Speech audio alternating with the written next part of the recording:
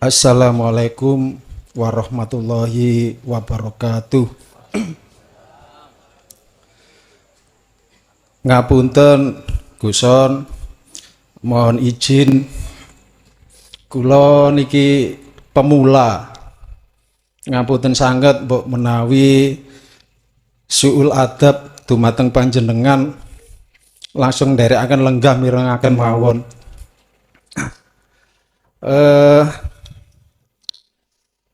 Kula nirakaken yai kula mawon. Yai kula niku nate matur menawi Gusti Allah niku ndamel dinten Senin, Selasa sampai Minggu 1 bulan sampai 1 abad 100 tahun niku wonten maksude. Lah setiap 1 abad niku wonten Sultan Aulia Gausi Adas Zaman. Niku kula nyuwun penjelasan ini saking jenengan. Kedua pertanyaan kula nomor kali kalau memang kita itu wusul teng Allah tidak lewat perantara, ibaratnya kita kalau mau ketemu presiden kan harus lewat menterinya gitu. Ngapunten kalau pertanyaan saya ini masih dalam kategori syariat ngoten nggih. Kula namung mirengaken mawon kali nirakaken kali napa sanjange yai kula. Khalaqtuka minuri wa khalaqta khalqa minurika. Aku ciptakan semua makhluk dari nurnya Muhammad dan aku ciptakan Muhammad dari nurku Allah. Ngoten. Kalau kita memang langsung teng Allah, kenging napa Gusti Allah niku menciptakan malaikat dan nabi, padahal tanpa mereka Allah itu mampu. Ngoten. Ngapunten. Terus masalah niku Gus, dzikir sirrul asror.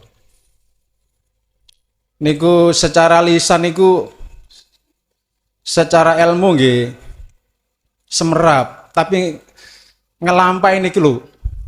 Lisan saged ngomong tapi manah berontak ngoten. Kados contone nggih kula gadah dulur niki tanggi kula. Yugane niku durhakane melebihi maling kundang. Sampai sanjang niku sak kabupaten ojo sampai duwe anak kaya aku. Lah niku dikengken ikhlas niku lho, nggih semerap lek niku sedanten niku sing ngersakaken Gusti Allah. Lisan saged sanjang ngoten, tapi manah berontak. Kados kula ngaten niki ningali uga kula sing alit mular mawon pun mangkel emosi ngoten nggih. Padahal nggih sami mangkel sing damel nangis lak ngoten nah. Nggih niku mawon pertanyaan kula. Sepindah malih kula mohon izin nyuwun bimbingannya karena saya pemula baru 2 kali mriki dikersakaken saged ngrawuhi jenengan. Ngapunten. Assalamualaikum warahmatullahi wabarakatuh. Waalaikumsalam warahmatullahi wabarakatuh. Apa teori rumus yang disampaikan dan diajarkan di dalam hukum syariah bahwasanya Allah itu membikin pelantaran? Itu tidak kita tolak. Artinya karena memang kelas kita masih di situ. Dan aku yakin semua manusia prosesnya pernah mengalami seperti itu. Sebab mempunyai teori ketika kita mau menghadap presiden harus melalui pelantar yang dekat terhadap presiden.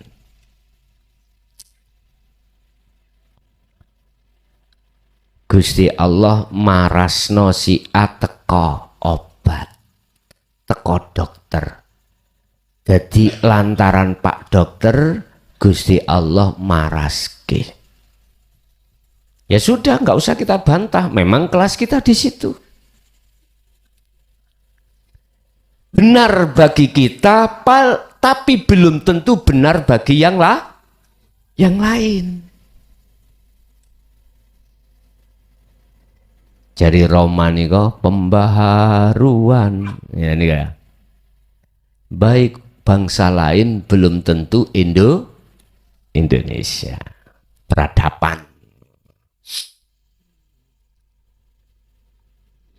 Karena kelas memang Pak.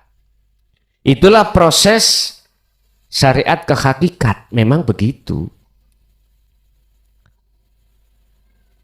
Kita memang masih ada iman selain Allah.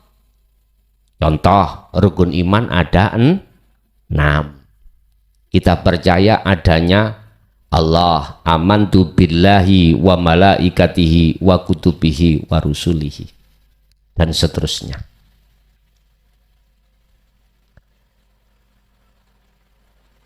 Terus kita muncul di dalam diri kita bersumber dari satu ayat bahwasanya Allah itu berkuasa sendiri. Mengapa kok ngangkat malaikat ini melakukan ini? Mengapa Gusti Allah kok ya mengutus utusan terus untuk menyampaikan? Katanya Allah kuwasa. Katanya Allah tidak memakai minta tolong pada yang lain. Bingung aku. Yang tadinya kita itu di kelas mengatakan bahwasanya Allah memakai wasilah atau lantaran. Hati imannya double lah ya. Iman 2. Iman pada Allah. Terus ya juga iman lantaran tadi. Logis. Memang logis. Secara akal, secara dalil akli bisa diterima. Gak usah jauh-jauh. Saya meminum air secara logis. Sebab musabab air inilah yang menjadikan hausku hilang. Logis. Iman kita masih ada di situ, nggak bisa dibantah. Tapi kita tidak sadar. Di dalam itu ada sesuatu yang rahasia.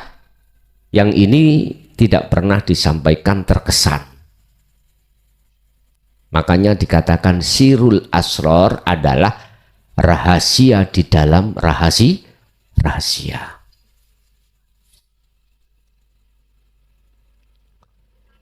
Kita akan menjawab dari satu pertanyaan, mengapa Allah kok memakai lantaran? Katanya Allah itu kuasa sendiri.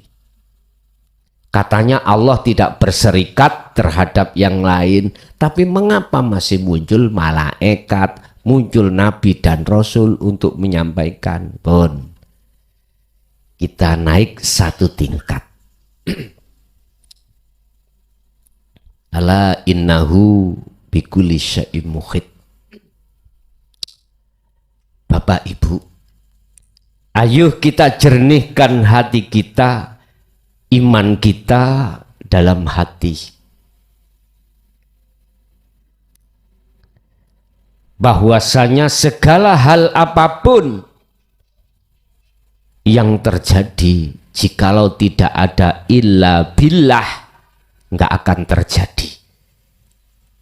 Sebab makhluk itu bersifatkan la haula wala quwata. Kita masuk di ranah illa billah. Secara otomatis kita akan digiring lewat satu proses ilmu.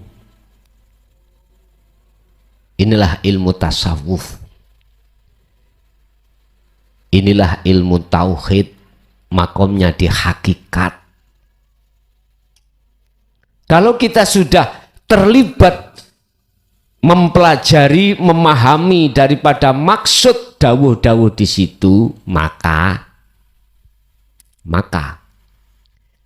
dawuh yang tadi itu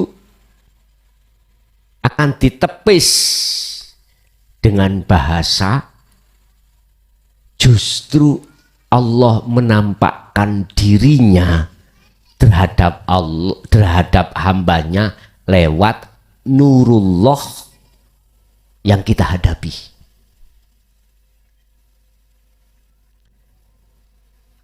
Itulah yang dimaksud Allah bertajalli terhadap makhluknya.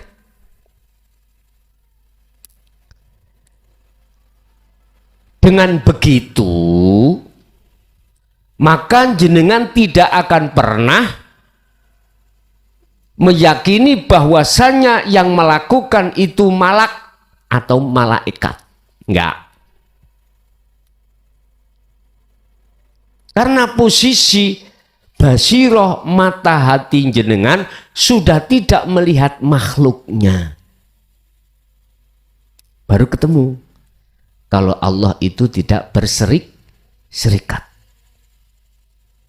Jikalau ini sudah ditentukan Allah untuk disampaikan langsung dari Allah, cuman wae kita berhubung pakai kacamata syariat melihat makhluknya Muhammad atau melihat makhluknya utusan Allah.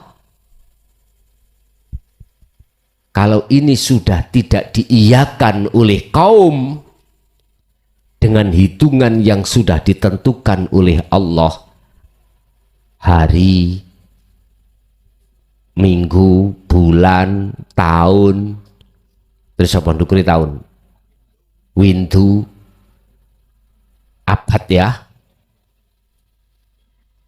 Allah pasti akan mengutus utusannya langsung yang kata syariat disebut malaikat.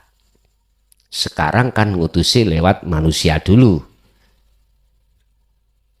Diindahkan atau tidak, sejarah mengatakan banyak yang tidak mengindahkan. Wa minhum man haqqat minal dhalalah.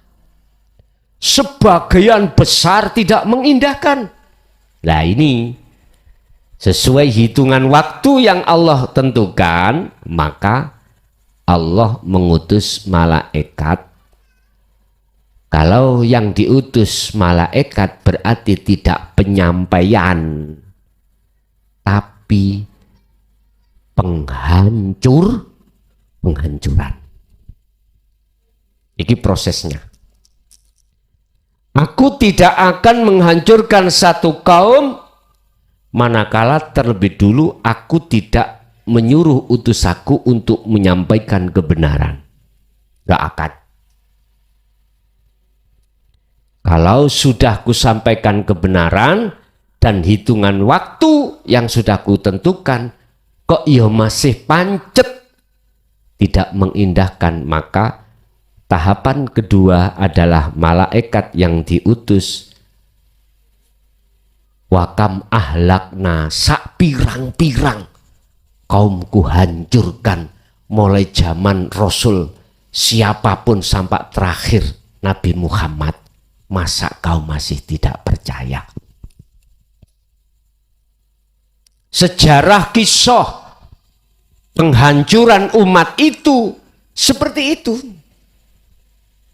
Tinggal kita menunggu waktu. Tinggal kita menunggu waktu. Kapan hal itu akan terjadi? Pasti, yang jelas pasti akan datang.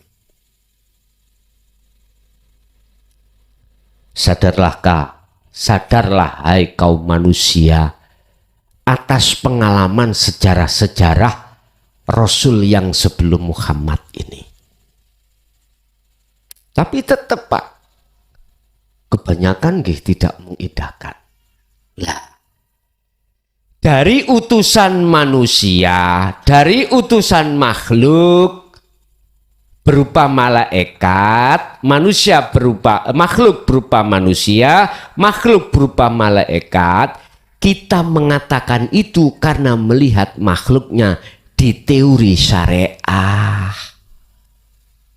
Tapi kalau kita melihat di teori hakikat, siapa yang berperan itu? Baik makhluk manusia atau malaikat, hanya satu, illa billah. Baru iman inilah yang dimaksud Rasulullah, disebut iman yang sudah ihsan, antak budallaha ka'annaka taroh. Ketika apapun yang terjadi, hatimu seakan-akan bisa melihat wujudnya Allah. Ya lewat sirul asr itu di su'aul basyirah.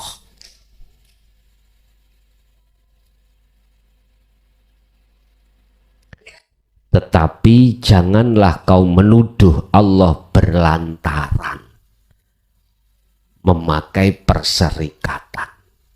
Jangan.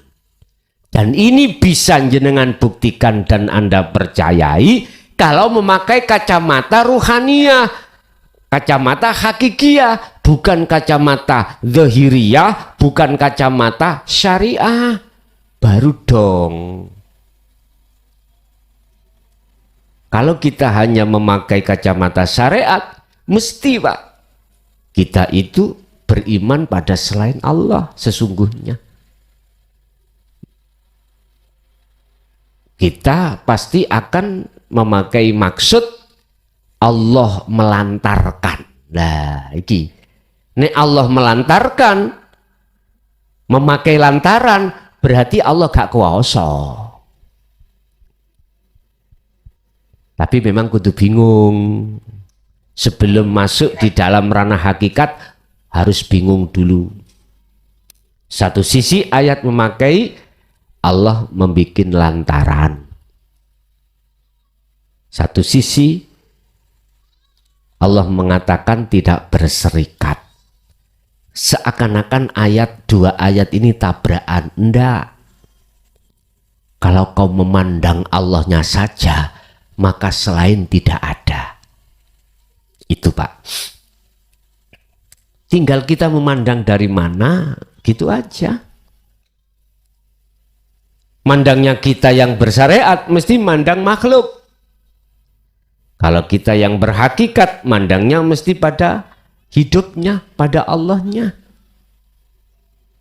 Nah, disinilah akan ketemu dua ayat yang kayaknya tabrakan tapi sesungguhnya itu tidak. Selanjutnya, pertanyaan selanjutnya tadi apa Pak? Menyan.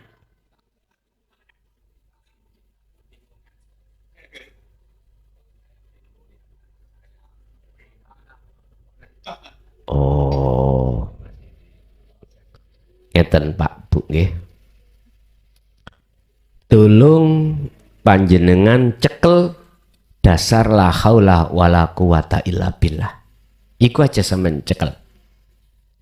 Manusia makhluk siapapun sifatnya tidak punya daya upaya apapun. Tidak punya kekuatan apapun. Apakah dalam hal melihat, mendengar, berucap, bertindak, apapun tidak bisa. Makhluk apapun. Hal itu bisa terjadi, ada daya upaya, ada kekuatan, illa billah. Karena datangnya itu semata-mata dari Allah. Udah. Jenengan megang hujah dawuh ini, ketika saat jenengan mengalami sikon yang tidak sesuai dengan hukum syariat, jenengan nanti tidak mudah untuk amarah, tidak mudah panjenengan iki gelisah, ndak, karena jenengan berpatokan semua itu illa billah. Otomatis kita harus lewati ilmu itu. Setelah itu kita lewati amal, kita lewati istiqomah, ilmu amal istiqomah itu. Sebab mohon maaf, cuman ada 2 syarat tatkala hatimu bisa masuk di dalam bisa masuk di makrifat Allah. 1, hatimu harus melakukan terus zikir. Yang kedua, hatimu harus melepaskan keakuanmu yang berzikir. Oh, itu. Kalau sudah terlepas, wis gak bingung udah. Gak bingung.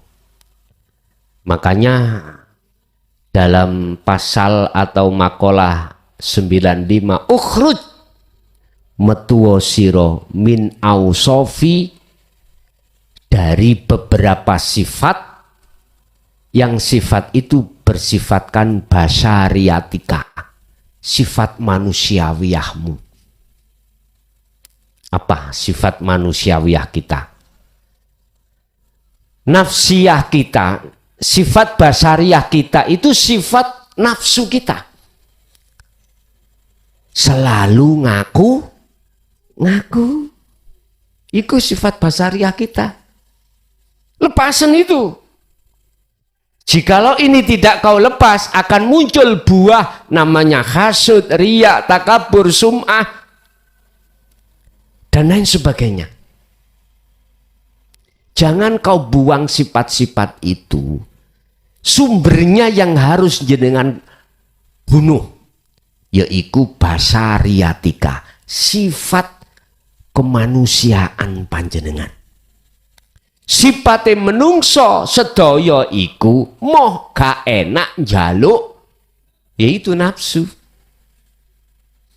Sifate nafsu itu adalah wa ma ubarri'u nafsi inna nafsa la amaratum bisu. Bersukaria dengan kesenangan kehidupan dunia, kalau sudah begitu maka melalaikan Allah yang sesungguhnya. Makanya selalu aku kita yang mendominasi. Akunya Allah nggak ada. Nyun sewu Pak. Sadar atau tidak sadar, semua apapun persoalan itu yang nandangi, apa nandangi?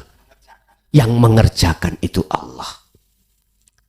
Sekecil persoalan jenengan isok ngentut gak isok ngentut, bisa beol atau tidak bisa beol, Allah sinandangi. Apalagi masalah sholat, apalagi masalah kerja, apalagi apapun. Tapi aneh bin ajaib, kita itu tidak tahu siapa sebenarnya yang mengerjakan. Selalu basaria kita aku. Loh inilah. Wis iku ilang ngono, otomatis semua sifat-sifat yang dicela oleh Allah, yang buah yang ada pada hati kita akan logrok. Kalau nggak percaya nanduro wit kates. Nek wis mateng dukur ya, punggelen jukun. Nisar nututi terus. Wis jukun situ ambilin satu pasti muncul yang lain.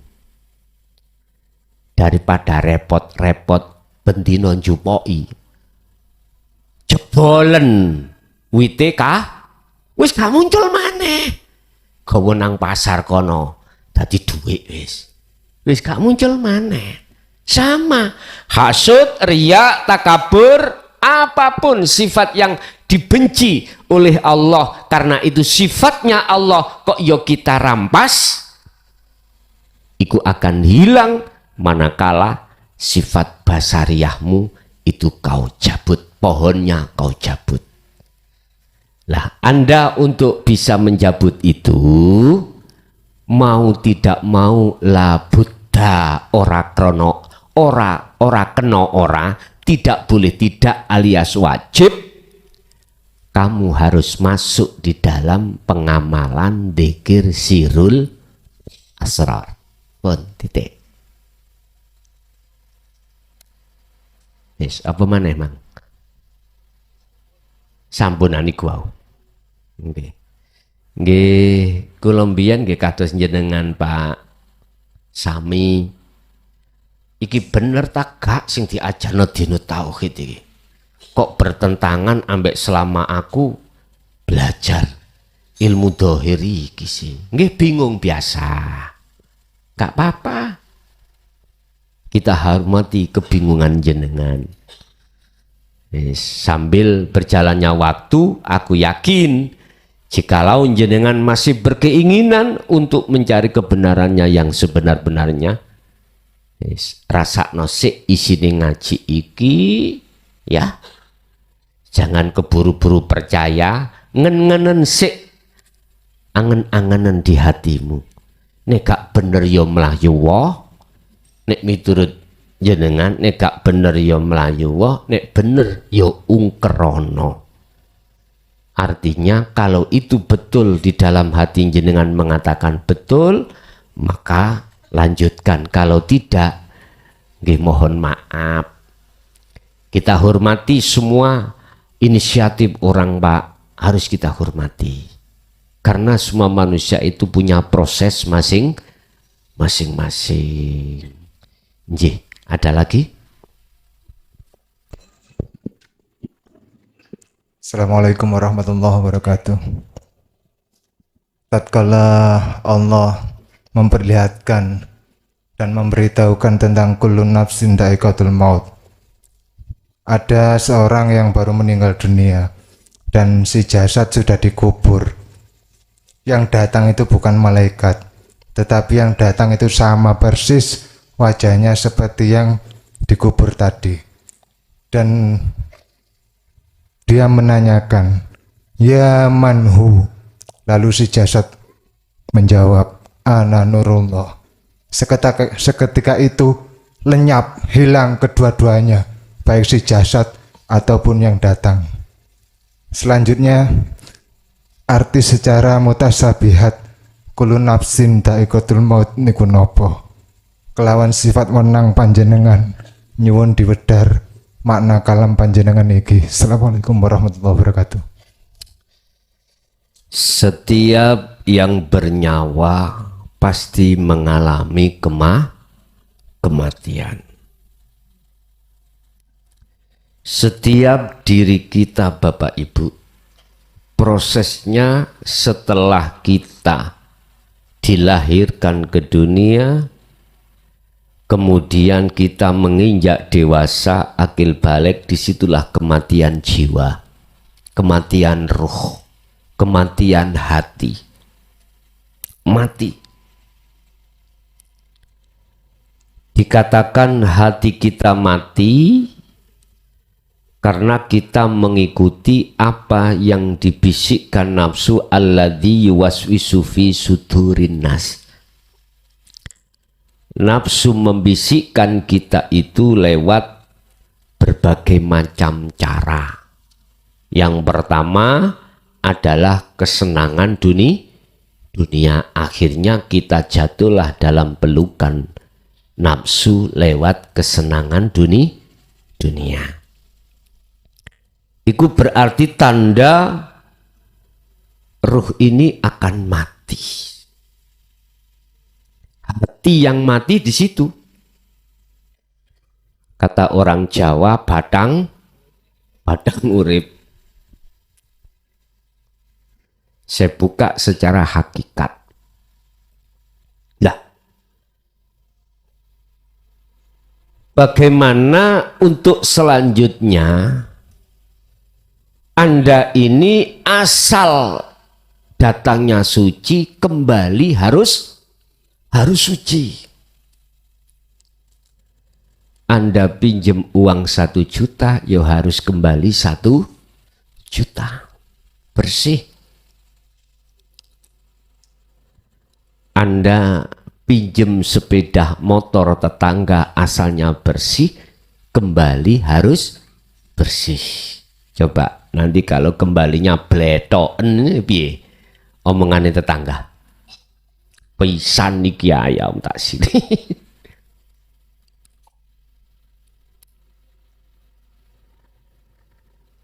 Tapi ayat itu jikalau kita terjemahkan dari sisi syariat, kullu nafsin dha'iqatul maut, ya mati kematian secara jasad. Bukan ruh. Mandangnya itu jasad. Mandangnya itu jasad. Siapapun kita di dunia ini, tatkala masih buta terhadap Allah ruhaniyah ini, maka pasti akan buta juga di akhirat. Iku bahasa syariat, sesuk wibar mati, apa yang kau alami gelap gulita. Makanya yang datang, yang menyebut iblis, jin, mendo-mendo, apapun. Tapi kalau saat di dunia Anda sudah tidak buta terhadap Allah,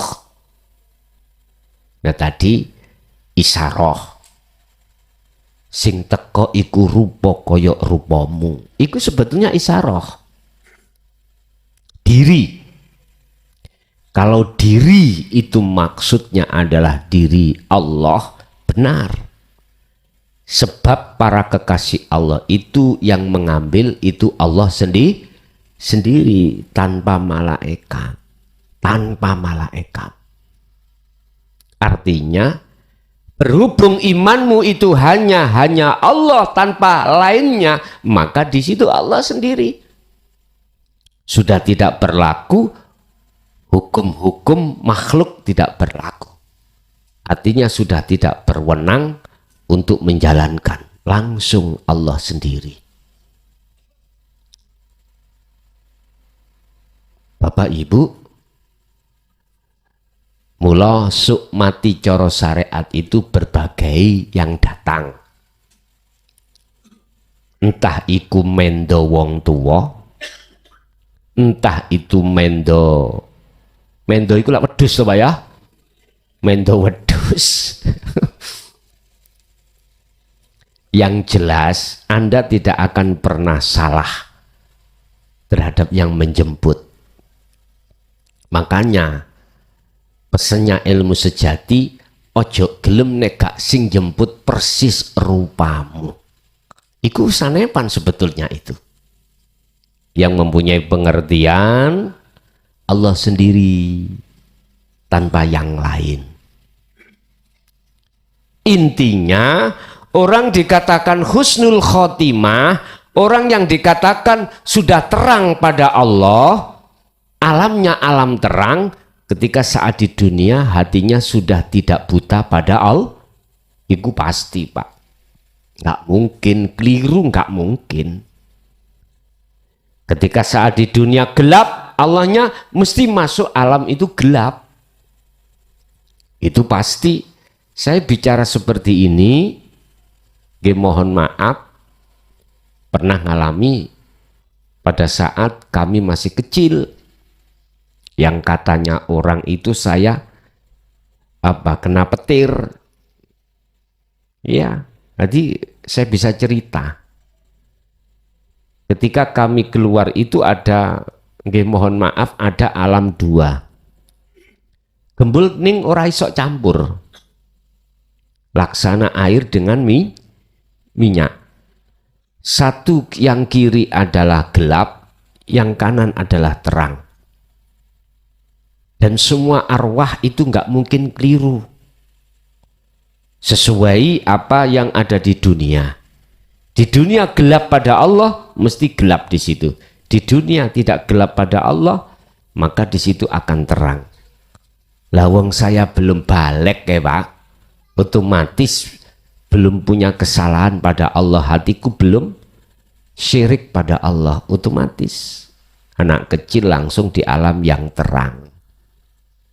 Lah kalau wis gerang ini wis hati ini bersukaria pada selain Allah, lah kadang tobat ya siji maneh.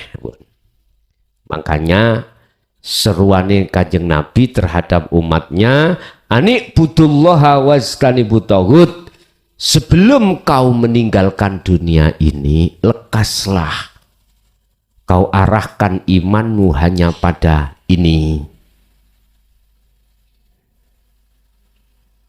Tinggalkanlah imanmu selain ini. Kalau bahasa lingkaran, lingkaran itu hilangkan dalam hatimu.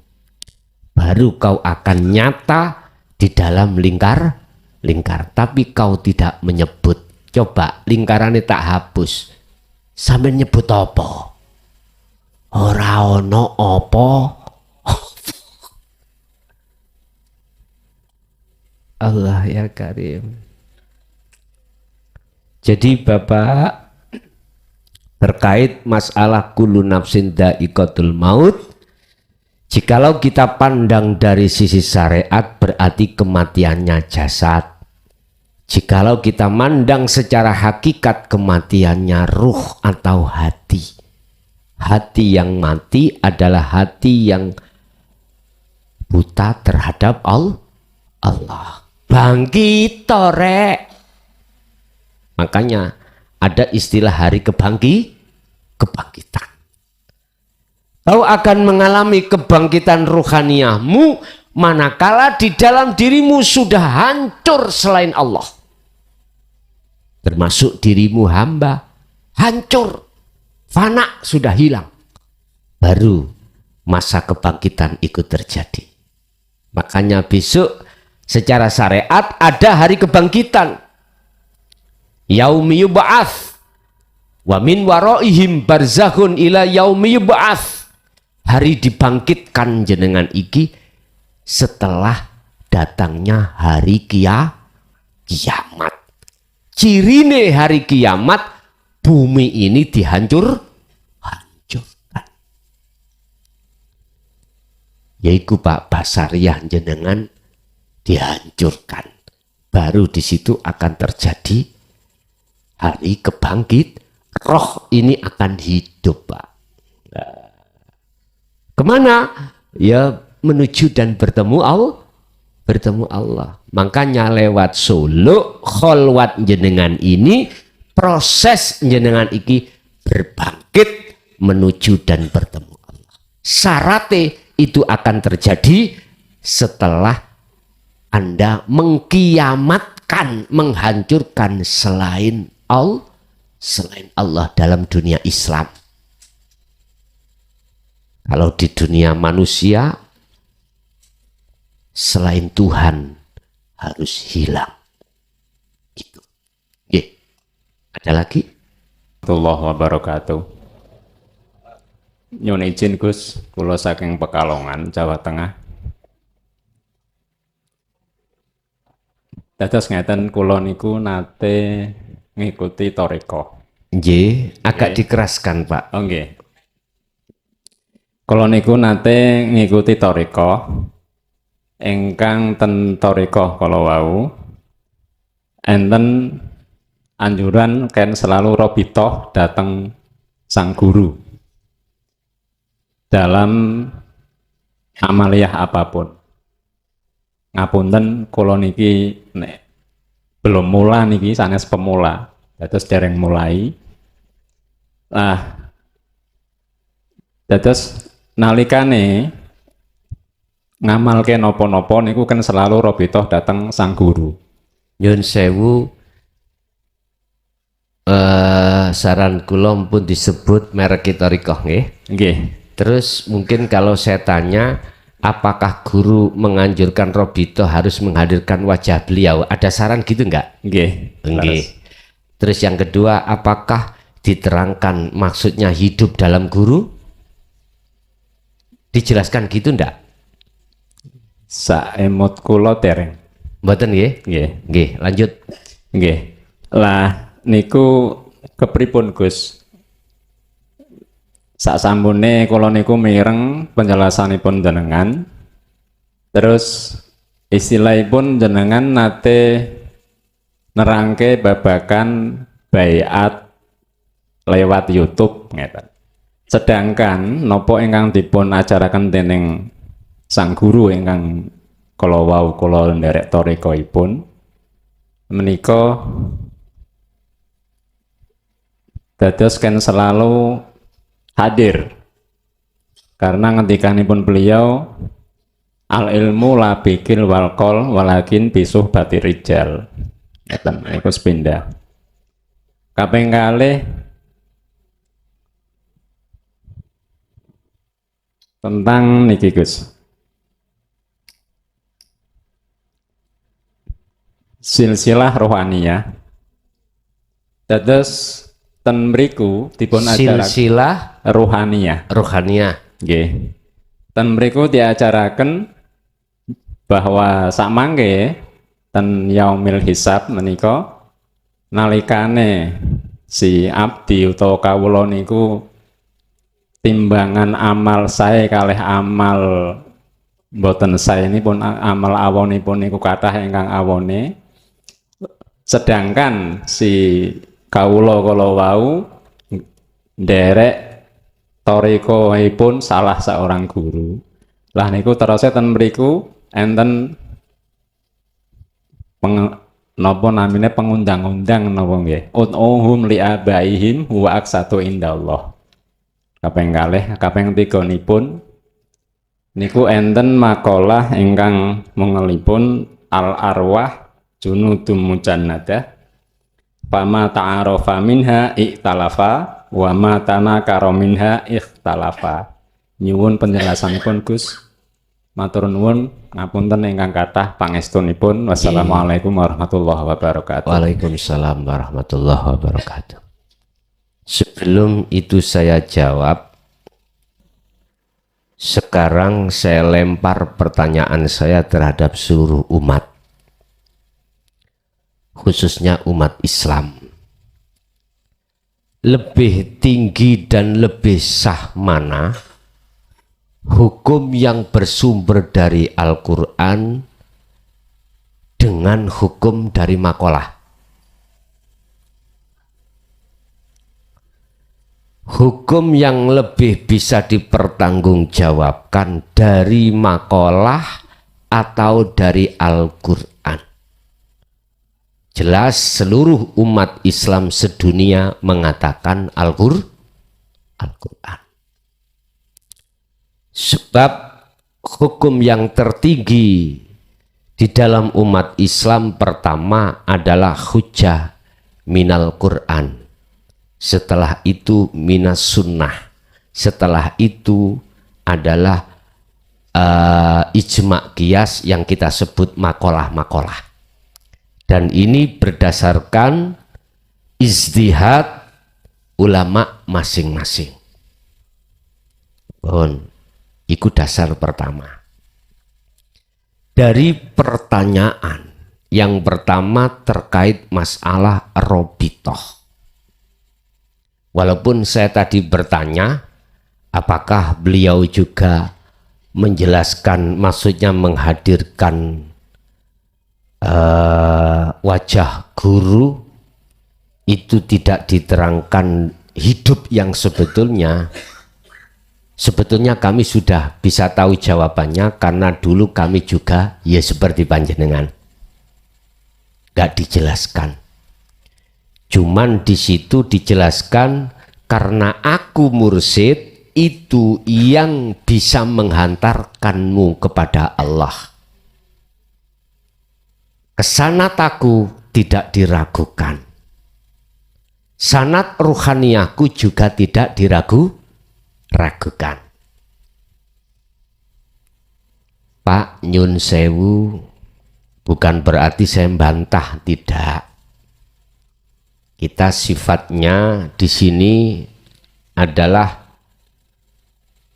dialog atau mengutarakan pengalaman-pengalaman inisiatif. Saya tidak bersikukuh mendebat makalah-makalah itu, tidak. Cuman lewat hadis yang mengatakan bahwasanya la haula wala quwata illa billah, seluruh dunia sepakat kalau makhluk itu tidak punya bisa apa-apa. Oke. Tapi mengapa kok lantas ada makalah aku bisa yang menghantarkan dirimu? Mohon maaf, terlalu pendek saya mengatakan orang sekarang. Langsung saya berbicara Rasulullah. Mungkin bisa dilihat di dalam surah Al-Qasas ayat 56. Ini Quran, Pak. Dan Quran ini tidak boleh dibantah dengan makalah-makalah, walaupun makalah 1000 makalah. Nggak bisa. Bunyinya begini. Innaka la tahdi man ahbabta walakinnallaha yahdi may yasha. Innaka, sesungguhnya kau Muhammad. Langsung lo Rasulullah lo ya. Gak tember-tember ya Pak ya. Langsung sumber. Saya nggak bicara orang sekarang. Ngalimo kaya apa, pinter kaya apa, ndak, saya langsung bicara Muhammad. Sesungguhnya kau Muhammad ikulatah di man ahbabtah, tidak akan pernah bisa memberikan petunjuk, pertolongan sekalipun orang yang kau cintai. Coba ayo diangen-angen. Ini langsung Rasulullah. Berarti balaghah manteknya di situ, maksudnya Rasulullah tidak pernah mengatakan dalam Al-Quran kalau beliau itu sanggup dan menyanggupi dan bisa memberikan petunjuk pada orang lain. Lah terus siapa? Walakinnallaha yahdi may yasha. Tetapi yang bisa memberikan petunjuk, yang bisa memberikan pertolongan, yang bisa menghantarkan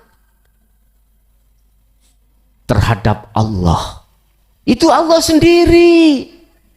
Yahdi may yasha, terhadap orang yang Allah kehendaki. Coba ayo diangen-angen. Aku tidak berniat membenturkan dua satu ada makalah, satu dari Al-Qur'an. Ndak. Cuman ayat 1 itu tidak bisa dibantah 1000 makalah. Terus biar terurai bagaimana Gus? Ngene lho dulur. Gusti Allah mentajalikan dirinya terhadap Muhammad. Sehingga seakan-akan Rasulullah Muhammad itu bisa membimbing, bisa memberikan petunjuk, bisa menghantarkan Anda pada Allah seakan-akan. Masalahnya makhluk. Muhammad itu makhluk. Kita juga makhluk. Duka nek jenengan kali kula mengatakan Muhammad atau mursyid kita Allah, beda maneh. Beda lho ya. Lawang Muhammad iku makhluk. Innama ana basarum mislukum, kata Rasul dalam surat Al-Kahfi, aku ikut sama sesungguhnya dengan kamu, sama makhluknya.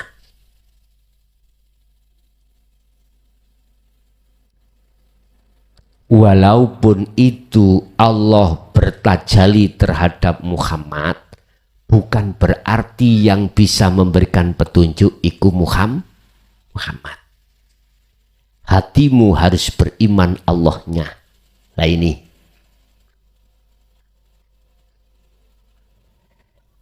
Bicara tentang Robitoh, Pak. Menghadirkan wajah guru supaya kita bisa wusul pada Allah. Miturut kacamata hakikat di dalam Al-Quran hanya aku temukan bukan wajah guru makhluk,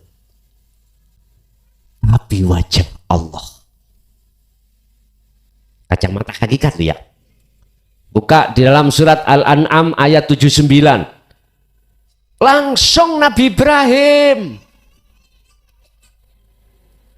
Tingkatan Nabi Ibrahim ambek mursyid kita makhluk dukur di Pak.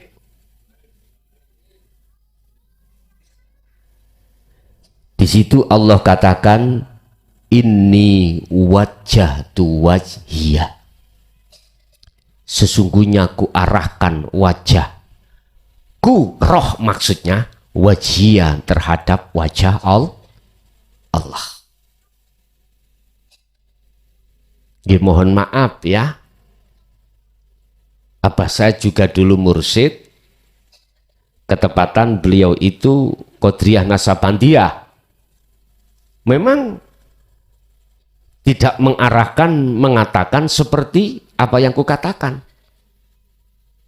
Setelah apa yang kutemukan saya katakan, loh jenengan kok seperti itu? Jawabannya, biar nggak jadi fitnah. Berarti sampean Tuhan ya? Saya bantah gitu.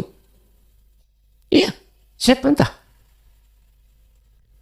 Wis sing penting awakmu riyadoh ambek zikir, engko lak ngerti maksudnya. Ternyata umpomo diomongno dulu begini Pak.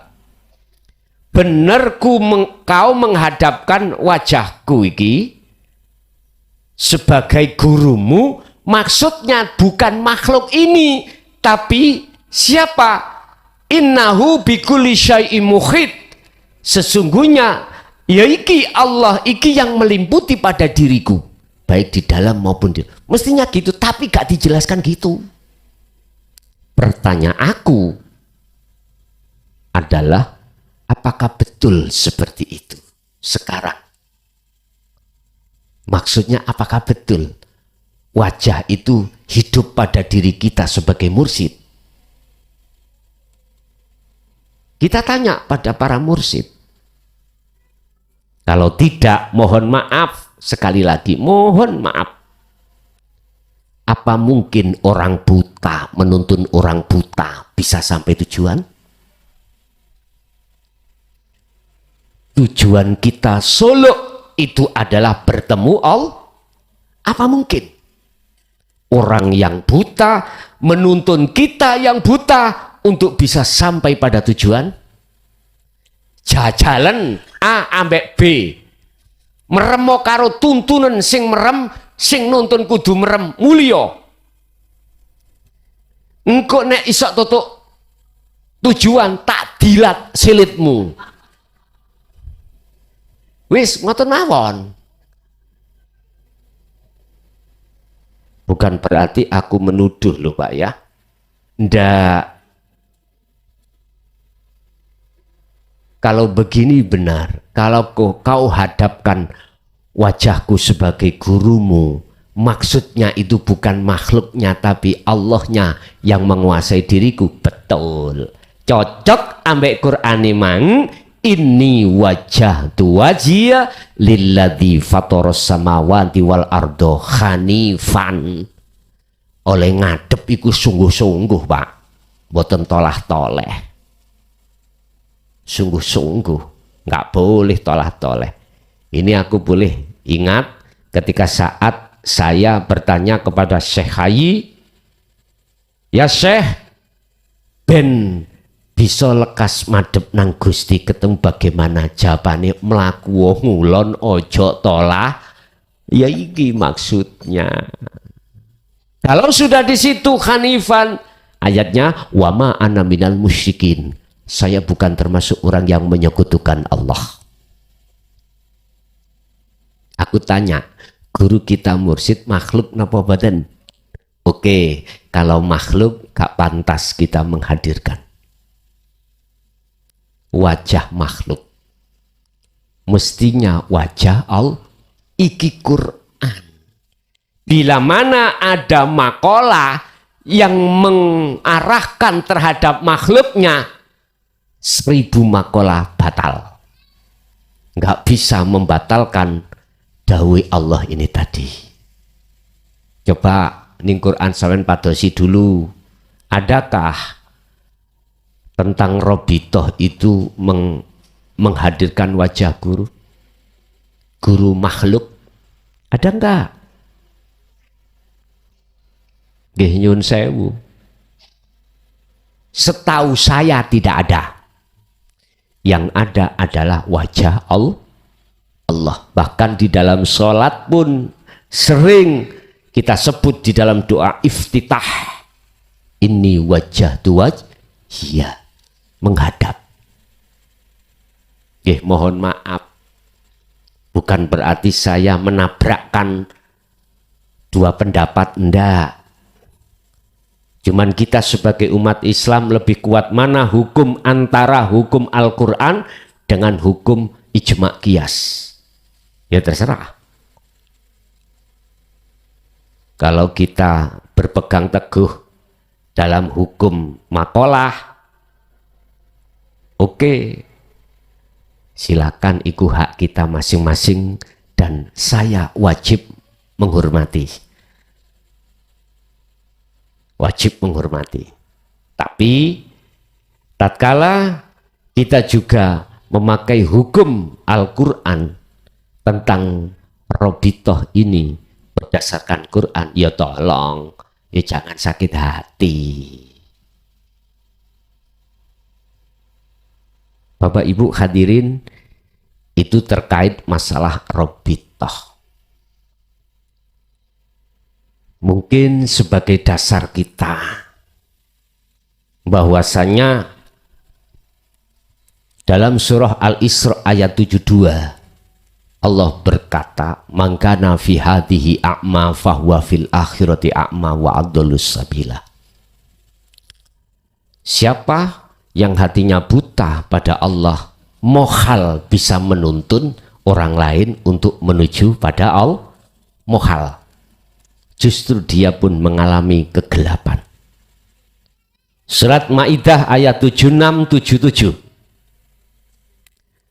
Dalam Al-Quran setahu saya hanya 12 ayat yang menerangkan bahwasannya selain Allah, makhluklah disebut makhluk, tidak bisa berbuat apa-apa. Tidak bisa memberikan manfaat, juga tidak bisa memberikan mudarat. Jikalau ada, itu bukan datangnya dari makhluk, tapi dari Allah sebetulnya. Oleh karena hati kita buta terhadapnya, nggak tahu. Akhirnya saya memunculkan makalah, kalau tidak lewat saya kau tidak akan bisa sampai pada Allah. Mungkin begitu. Faktanya secara realita, kuyo ngaji di sini. Asalnya kau tidak tahu, tidak paham urip iku Allah. Sekarang loh, Anda sudah salah itu. Memandang makhluk bisa memberikan manfaat. Sebetulnya semua datangnya itu dari Allah. Nek gurumu Allah benar wis. Bukan makhluk. Itulah sabila rosyad. Jalan kebenaran ada di situ. Yes, terus apalagi pertanyaan emang? Sampai lupa. Kenapa?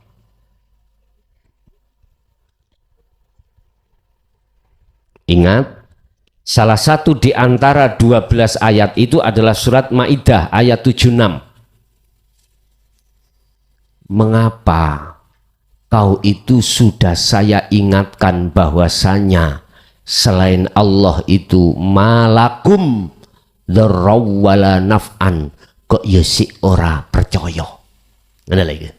Rasulullah dawuh, mengapa kau masih kok ya tidak percaya bahwasanya aku sudah memberikan sering kalimat atau dawuhnya Allah bahwasanya selain Allah itu tidak bisa memberikan manfaat dan mudarat. Mengapa? Menyimpan istifham. Mengapa pertanyaannya? Jawabannya adalah karena dirimu telah terbelenggu oleh nafsumu sendiri.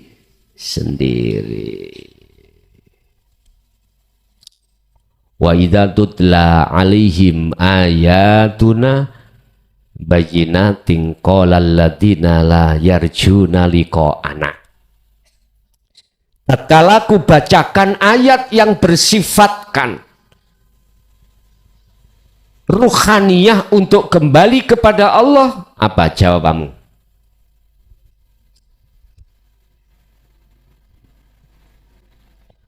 La yarjuna liqa'ana.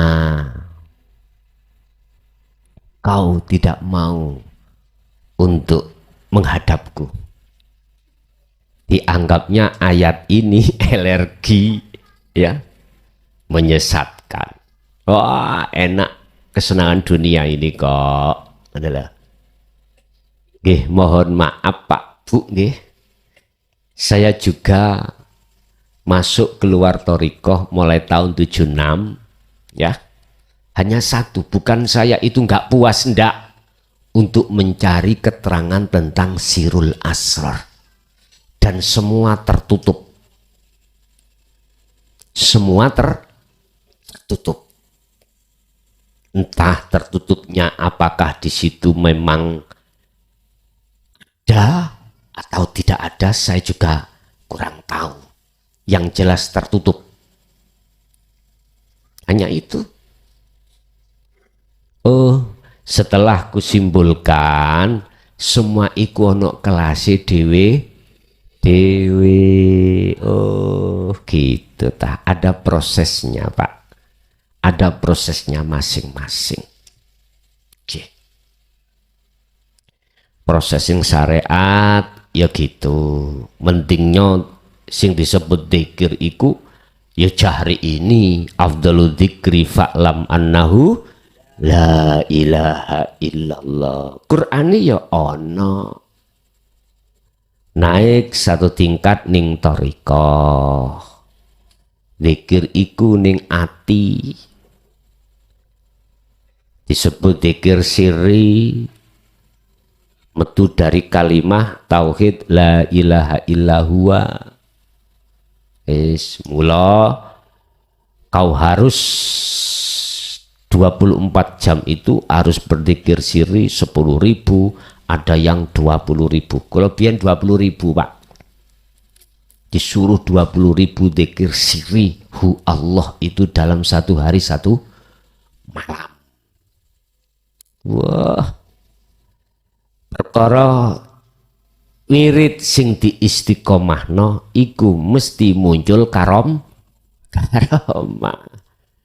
Masya Allah. Ya sudah, itu pengalaman, ya, pengalaman kita masing-masing. Akhirnya naik satu tingkat lagi, la ilaha illa anta. Akhirnya ketemunya sirul asr ada di situ. Naik terus, akhirnya terakhir la ilaha illa ana. Udah selesai, mate kapopo. Ane jenengan sih ono la ilaha illallah tok, la ilaha illahu tok, ojo rek, teruskan, gitulah. Apa mang pertanyaannya lali sama anakku?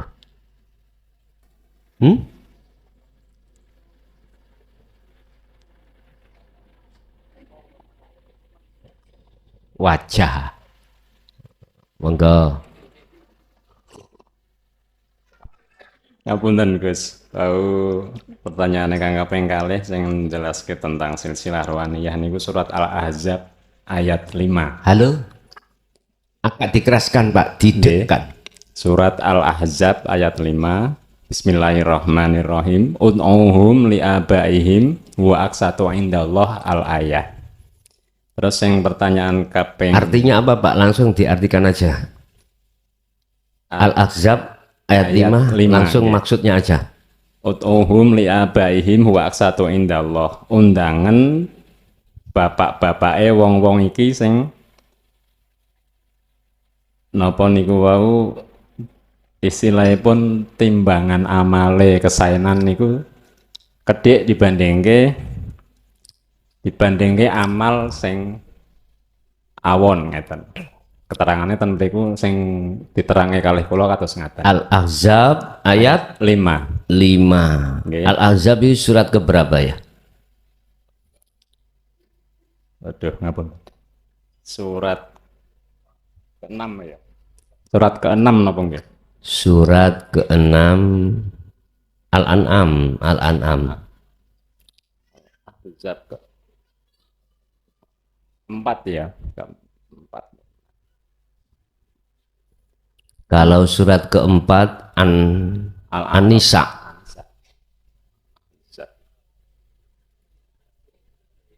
Tiga. Coba Pak. Nggih. Kita buka 3. Bentar. Al-Ahzab ayat 5. 5. Nggih, intine nikulah kenapa kita disuruh untuk selalu berwasilah itu. Terus sing kaping 3 nggih menika niki al arwah junudum mujannadah fama ta'arafa minha iktalafa wa ma tanakara minha ikhtalafa rawahu Muslim. Niku al hadis niku. Intine sampean bahasano Indonesia mawon. Merga kene wong Indonesia bukan wong Arab. Nggih, ngapunten Gus. Nggih, nyuwun penjelasanipun ngeten. Terus sak ngertos kula al arwah junudum mujannadah niku para ruh itu selalu berkaitan. Napa istilahipun saling berkaitan napa nggih? Dengan kecocokannya masing-masing intine ngeten. Jadi nek cocok ya bakal kembul, nek umpamane mboten cocok ya bakal pisah ngeten. Intine ngeten niku sing keterangan sing kula peroleh saking sang guru nalikane wekdal semanten. Nggih. Ngeten. Nggih. Mohon izin nyuwun penjelasanipun Gus Sampun. ngapuntenipun. Nggih. Assalamualaikum warahmatullahi wabarakatuh. Waalaikumsalam warahmatullahi wabarakatuh. Ud'uhum celuen nyeluo sira kabeh hum ing sapa kuno, termasuk isinya hum adalah bisa anak angkat,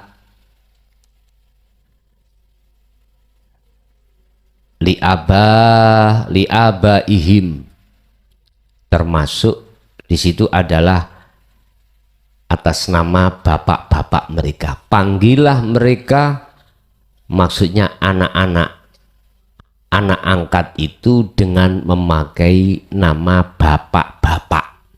Berarti ini ada kaitannya dengan nasab bin. Itulah yang adil di sisi Allah.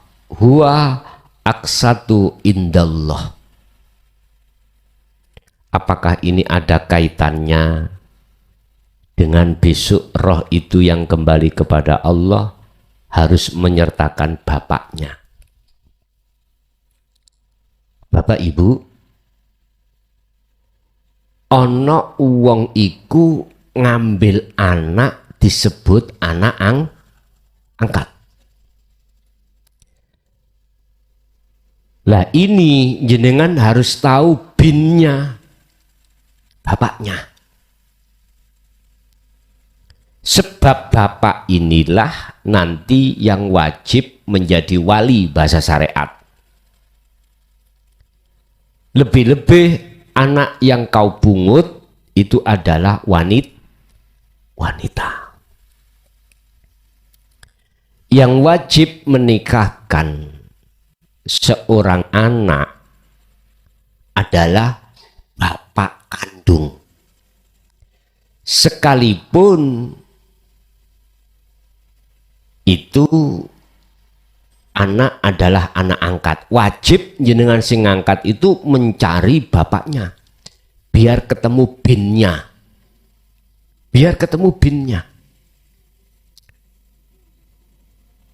Di dalam agama Islam secara syariat, jikalau tidak bisa kau temukan wali sing asli, maka boleh mendatangkan wali hakim. Itu yang disebut adil. Bukan jenengan iku untuk menutupi di mata masyarakat seakan-akan itu anakmu, padahal itu anak angkat.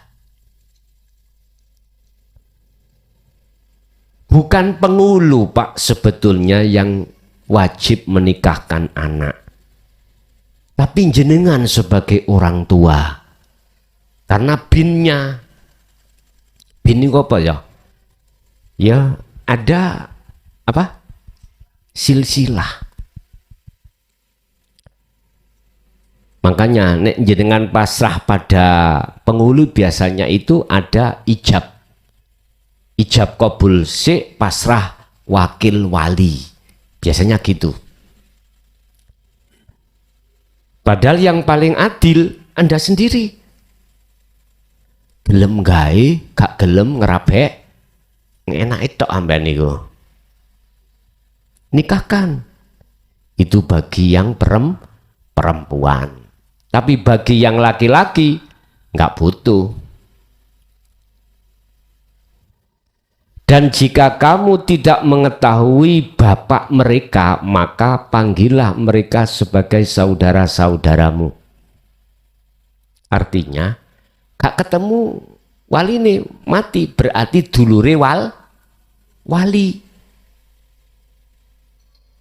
Saudara dari orang tua, entah kakaknya, entah adiknya yang sekandung.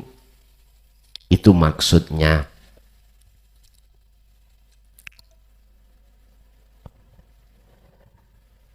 Panggillah mereka sebagai saudara-saudaramu seagama dan maulamu, apa penolong-penolongmu, dan tidak ada dosa atasmu jika kamu khilaf tentang itu, tetapi yang ada dosanya apa yang disengaja olehmu, oleh hatimu. Ngeten, Pak. Ini tadi kalau saya masukkan dalam pernikahan.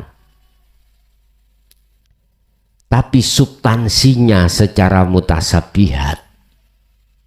Surat Al-Ahzab ayat 5 ini terkait bin itu. Ojo ndelok makhluki. Dengan dasar la haula wala quwata illa billah. Sekalipun koyoi itu adalah bin, adalah makhluk koyoi, tapi tetap dalam tauhid Anda diwajibkan untuk memandang Allahnya, memandang Allahnya. Jikalau kau tidak bisa memandang Allah, fa ilam taroh, minimal seakan-akan kau selalu dilihat Allah. Itu spekulasi yang terpuruk ini. Spekulasi yang terpuruk. Minimal kau selalu dipandang Allah. Artinya gini, Pak. Bener koyoke Nabi Muhammad yang bisa memberikan syafaat. Tetapi sak temene Allah meletakkan mengizini Muhammad diletai syafaat untuk memberikan terhadap tapi bukan berarti syafaat itu milik Muhammad loh Pak. Bukan berarti gitu. Gampangan ini loh Pak. Kalau dadi kades, tiap tahun saya punya anggaran, dikasih pemerintah hampir 3 miliar katakanlah. Apakah ini uang saya? Halo? Lah bukan tak? Bukan. Ini adalah uang rakyat saya. Saya hanya diberikan izin secara legalitas dalam diri saya sebagai kepala desa. Buktinya legal standing saya adalah SK yang sah. Berarti itu hak jenengan, bukan hak saya. Cuman saya hanyalah orang yang diizini oleh pemerintah untuk menyalurkan dana-dana itu terhadap yang berhak. Yang berhak berarti masyarakat. Sama dengan itu. Lantas jangan dituduh, diimani itu saya yang memiliki uang itu. Bukan Pak. Logikanya seperti itu. Nah kalau tidak menemui saya, entah saya kemana, otomatis pemerintah memakai namanya PJ. Entah aku itu nggak ada itu mati, atau nggak ada kepala desa itu masih kosong, muncullah namanya PJ. Pejabat sementara. Ini.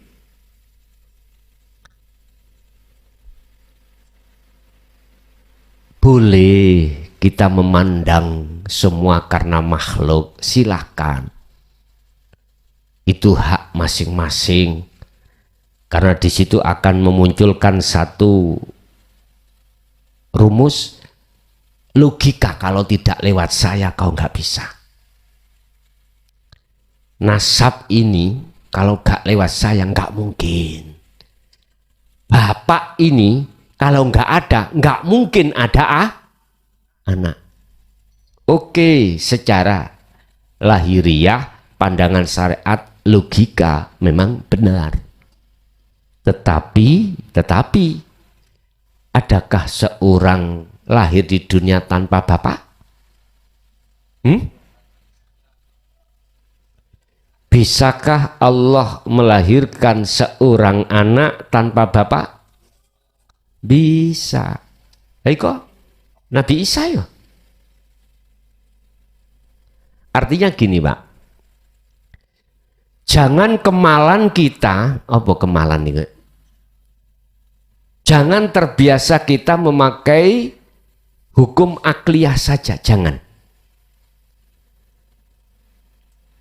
Coba tengoklah hukum ruhaniyah, iman. Hukum iman hati panjenengan. Di situ dikatakan Allah lewat sifat jaiznya akan bisa segala-galanya melakukan yang miturut sekalipun akal tidak bisa menerima. Sebab innallaha ala kulli syai'in qadir. Zaman dulu dengan zaman sekarang sama. Karena Allahnya sama. Entah kalau Allah dulu dengan Allah sekarang nggak sama, aku nggak tahu Pak.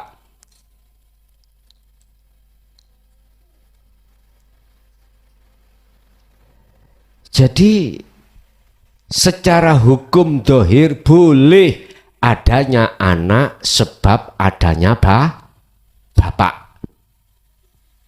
Tapi tolong lihatlah ruhaniyahmu. Jangan melihat dari sisi jasmaniahmu. Lihatlah hukum hakikat juga, Jangan hanya kita melihat hukum syariat, itu maksud saya. Sebab kalau kita memakai hukum syariat saja, melihat memandangnya dari arah situ saja, mohon maaf, tidak akan bisa menerima ayat-ayat yang bersifatkan mutasyabihah. Tidak akan pernah bisa menerima ayat-ayat yang bersifatkan ruhaniyah.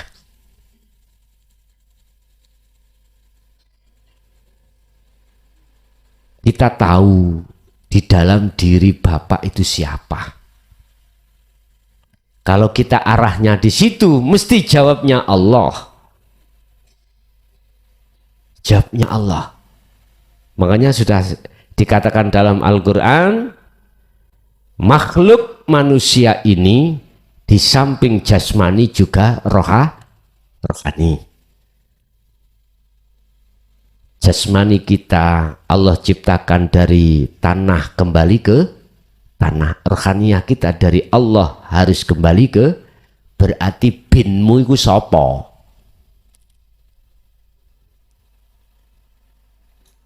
Ayo, binmu sopo? Gak wani jawab ya.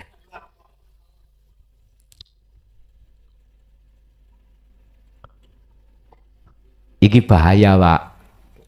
Ya, bahaya. Cukup di dalam hati jenengan, imanmu itu, dirimu dari Allah kembali ke innalillahi wa inna ilaihi rajiun. Wes. Berikutnya, apa mangrek lah liaku. Oh, yang baik itu baik, yang jelek itu jelek. Oke. Ad-dunya mazra'atul akhirah. Man arada dunya fa'alihi bi ilmin wa man aradal akhirah fa'alihi bi ilmin. Apa perilaku di dunia ini Bapak Ibu di mata Allah itu ada dua.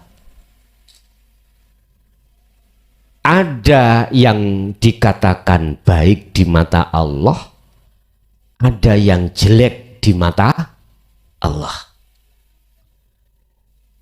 Perilaku yang baik di mata Allah, apapun perilaku dohiriyah Anda, bila mana rohaniyahmu itu condong pada Allah, maka disitulah baik. Tempatnya juga tidak sama dengan yang lain. Husnul a'mali nataiju husnil ahwal mingkol bin zahidin. Su'ul a'mali nataiju su'il ahwal mingkol bin rohibin. Bon. Mengapa harus ada dua kelompok? Karena masih bersyariat. Akhirat sesuk ya ono syariat. Lah surga niku lah makhluk. Makhluk kan sik syariat. Neraka juga makhluk. Makhluk itu berarti ya syariat.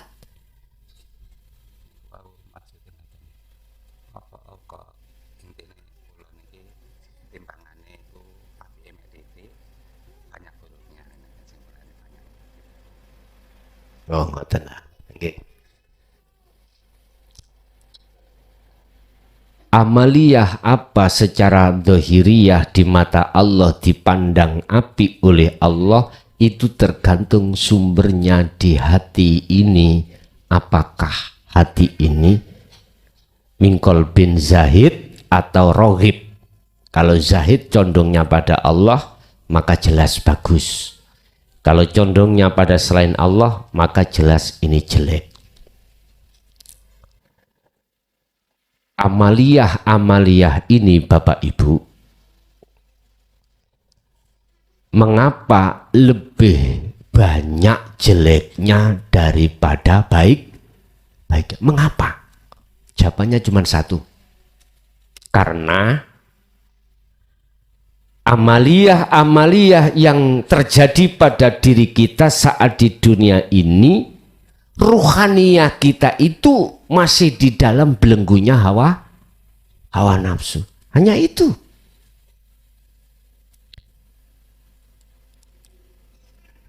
Mungkin bisa dibuka di dalam masalah amaliyah yang ditolak oleh Allah.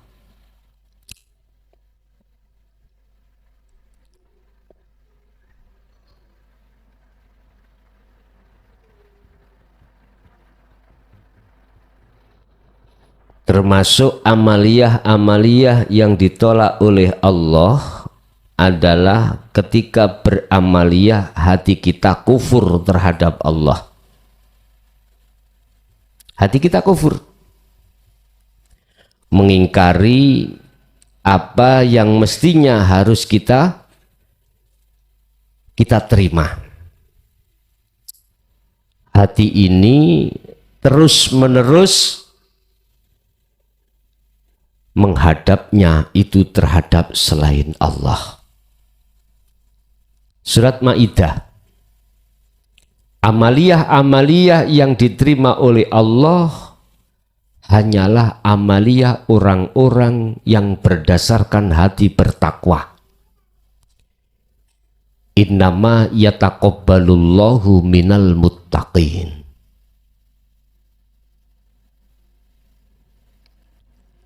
Amaliyah yang hanya diterima oleh Allah adalah amaliyah yang bersumber dari hati yang bertakwa.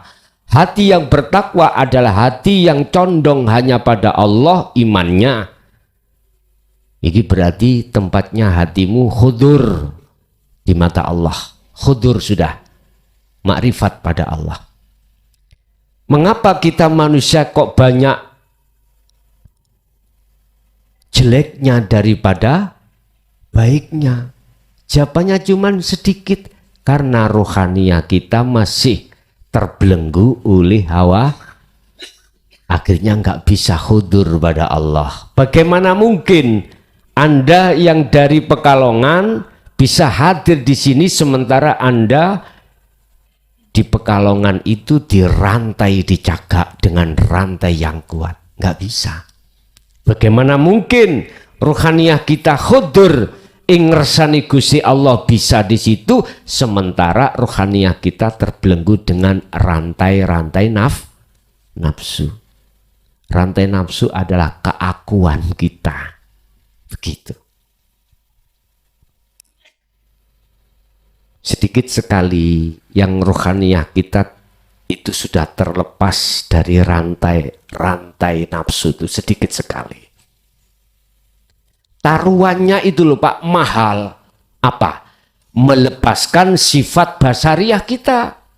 Ukhruj metuwa sira min ausofi basariatika, dari beberapa sifat manusiawiyahmu.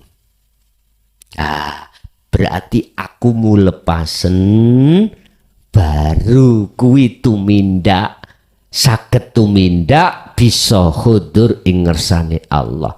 Rantai ini mang dilepas, dicoplok, baru jenengan bisa sampai ke Mojokerto.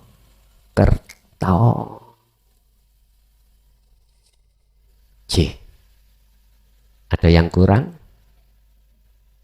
Dari pertanyaan jenengan, barangkali ada yang kurang, saya lupa, mohon untuk klarifikasi lagi. Jangan dikatakan bin itu anak Allah loh ya. Wis jelas lam yalid walam yulad kok. Lebih bagus dikatakan adalah kekasih Allah. Kekasih Allah. Udahlah Pak, kalau jenengan sudah jatuh di Esa, wis gak ono, gak ada. Anak bapak itu gak ada sudah. Istilah-istilah itu cuman sanepan saja.